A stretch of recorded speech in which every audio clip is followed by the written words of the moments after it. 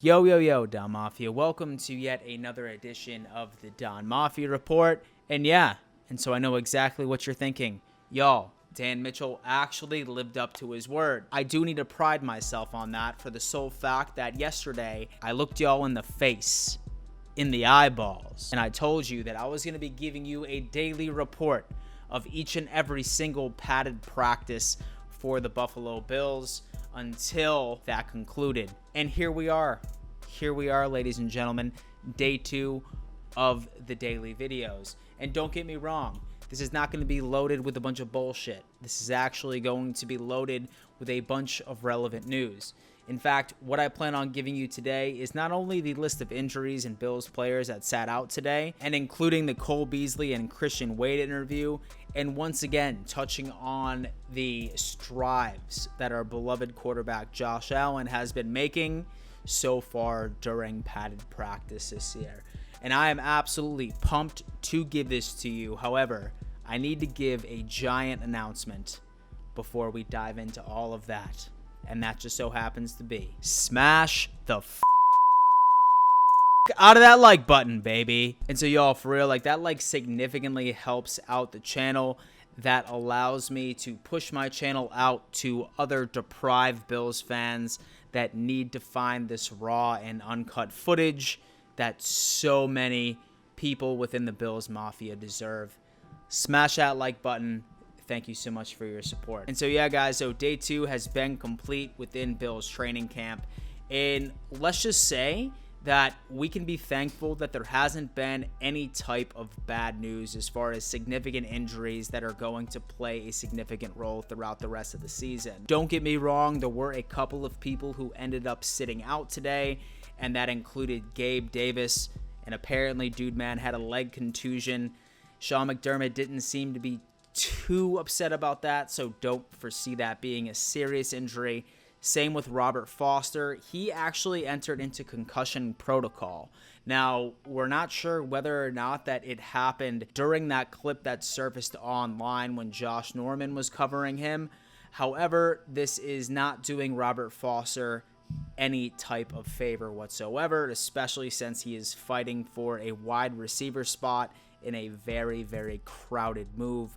We will keep you up to date on Robert Foster's status within the concussion protocol. And so then with Patrick Tamarco, and he was suffering neck soreness, and Ed Oliver for the second day in a row was still nursing that hip soreness. As far as the red non-contact jerseys, exact same issue as yesterday. That was going to be Voshan Joseph, our linebacker, and then rookie Isaiah Hodgins. And some good news following that. Levi Wallace was a full participant right in practice today, as well as Ty Nsekhe. So as far as the injuries are concerned, there's no serious injuries so far, minus John Feliciano, who we actually already ended up finding his temporary replacement. For all we know, maybe his permanent replacement. But so far, the Buffalo Bills have maintained a pretty clean bill of health thus far. And so one of the main stories in training camp today was the second day in a row where Josh Allen had an incredible practice. Ladies and gentlemen, let me tell you, based off of all of the reporters that are on the sidelines of training camp, they have all been in a very similar position that Josh Allen is improving each and every single day. From what reporters have been saying, Josh Allen is a completely different quarterback when it comes to not only his accuracy, but his leadership amongst the field. Some of these clips that you're currently watching right as I voice over are hopefully going to demonstrate this. Whether or not that he's completing passes to Stephon Diggs, whether or not that he's launching long passes to our rookie running back, Zach Moss, and maintaining chemistry with the wide receivers that were on our roster in 2019, Josh Allen seems to be making strides, and let's just say that we could not be happier. This third year is Josh Allen's make or break year, in my opinion.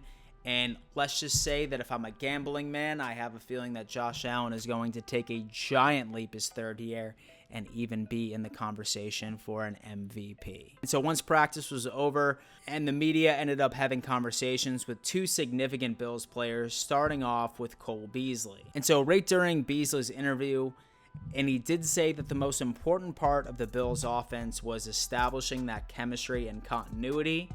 He said that although that we ended up making some additional moves and additions to our offense, that it seems like that the Bills are really sinking when it comes to an offensive perspective. And so we not only said that Josh is taking significant strides, but he's making throws that he wouldn't even have thought about attempting in 2019.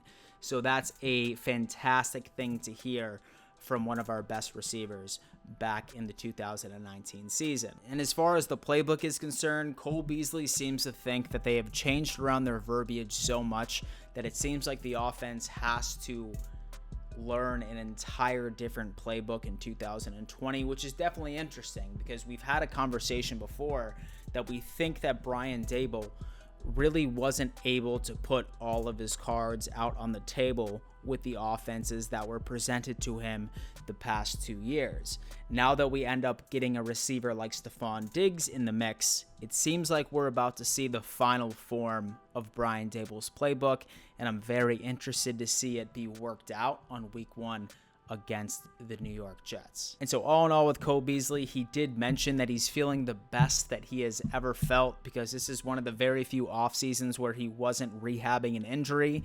So let's just hope that he can maintain that clean bill of health and just have another solid season in the slot. And so last but certainly not least, a Bills fan's favorite, a preseason legend, Christian Wade, was interviewed by the Buffalo Bills media once practice concluded, and let's just say that his confidence is certainly up there. And so Christian Wade was maintaining that as the years have gone by while he was in the NFL, he is getting more and more comfortable with the Buffalo Bills offense and football in general. And so he even ended up going to the extent of saying that he is confident that he will make the team this year, the 53-man roster. And so y'all know that I was the biggest critic of Christian Wade throughout the past year. Don't get me wrong, I love his story, and I absolutely love the fact that he was able to put on a show last preseason, but this year was obviously going to be hard for him, especially since he's not going to be able to show off his true skill set against these preseason matchups. But luckily, with his confidence that he was able to really watch as much tape as possible and learn the ins and outs of the game, his confidence seems to be swaying toward the fact that he is going to be one of the running backs on the 53-man roster this year. And so, Dom Mafia, once again, thank you for tuning in to yet another edition of the Dom Mafia Report. As promised, this was going to be the second daily video of me covering whatever went on during Bills practice on day 2 of fully padded practices. And so please leave your comments and let me know exactly what you're thinking. Say that you're new here, and I highly recommend you subscribing to the channel for all Bills updates whenever you damn please. Besides that, Dom Mafia, thank you again, and above all else, let's go Buffalo.